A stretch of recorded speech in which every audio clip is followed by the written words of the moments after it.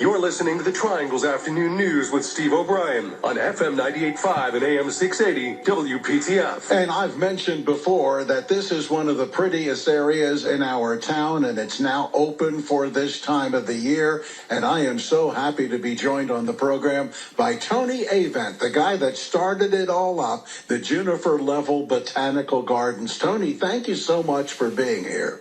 We're delighted to join you. So tell me when did the Botanical Gardens open, and what was your thought behind why you wanted to get it open?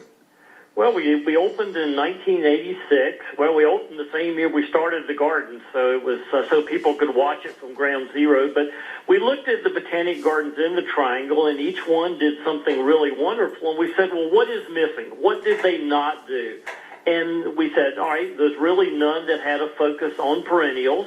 And we wanted to focus on garden design in a residential setting because most of the gardens they have amazing plants, but they're not areas you can go pick up vignettes or ideas for your home garden. So we wanted to be able to combine that and have the most diverse plant collection that anyone had in the entire state of North Carolina, and put that all together where people could come and get ideas. Well, it sounds like a great idea, and for folks that have been out there, it's absolutely beautiful, and you're getting ready to open for the season when? We are. We have a little unusual schedule. We're primarily a mail-order nursery, so the Botanic Garden funds that. So we're only open 8 days, 8 times a year, and we do 2 weekends in each season. So we're right in the middle of our winter open house season. Our final 3 days will be this coming Friday, Saturday, and half day on Sunday. And I'm sure this is something for the whole family to go see, because not only is it pretty, it smells nice, and it can show kids that flowers can be really, really cool.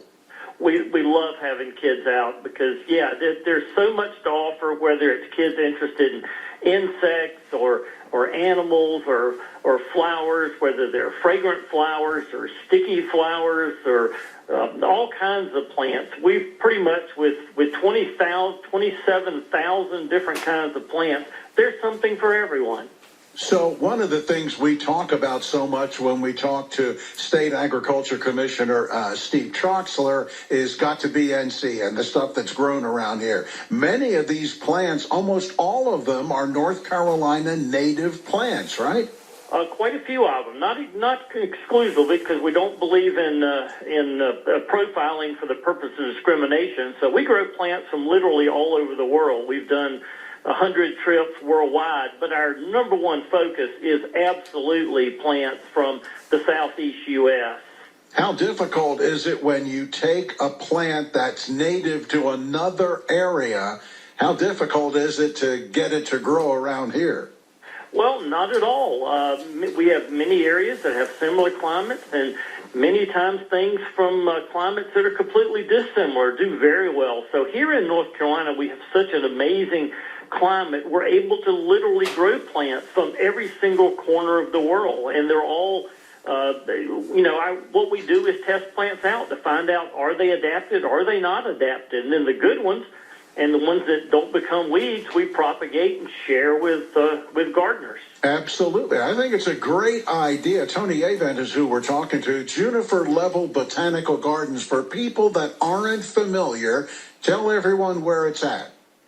We are 20 minutes directly south of the state capitol in Raleigh.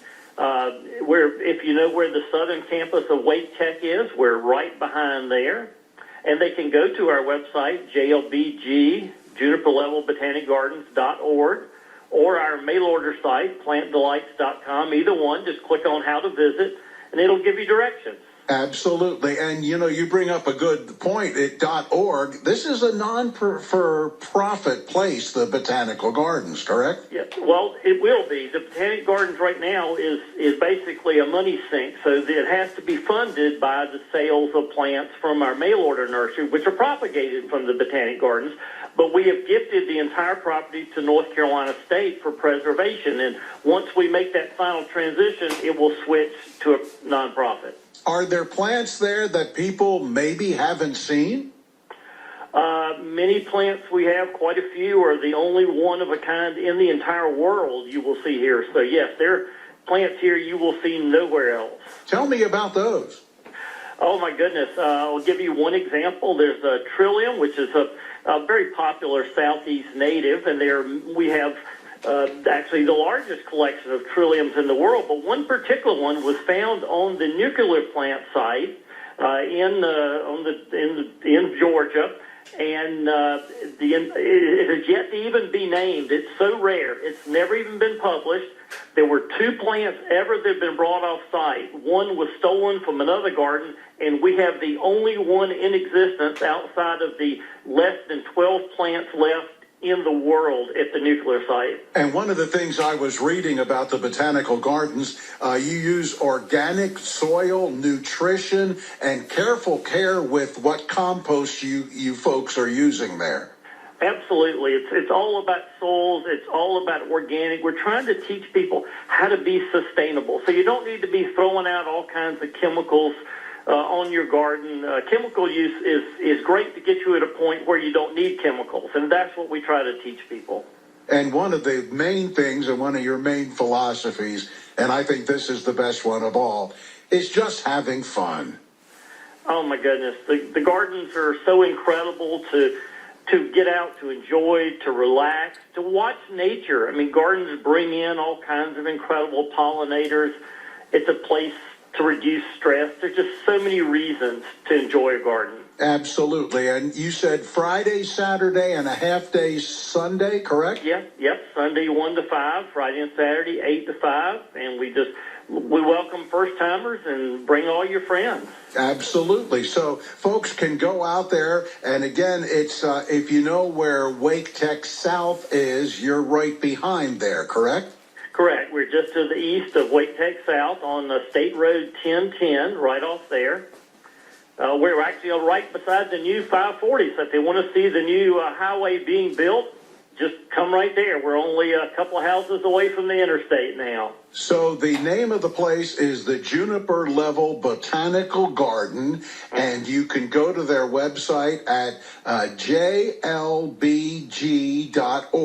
and you can get more information about costs and hours, and you can even, I imagine there's a bunch of pictures there to show folks exactly what's there, correct? There is a lot of pictures. You can see it from 1986 all the way up till today. Well, that's great. I hope it continues for many, many more years. And folks looking for a nice activity to do with the kids, it sounds like a great thing. Friday, Saturday, and Sunday afternoon, Juniper Level Botanical Gardens. Tony Avent is the founder and groundsman and the plants man. And Tony, we thank you so much for being here on the show, and much continued success. Thank you, Steve.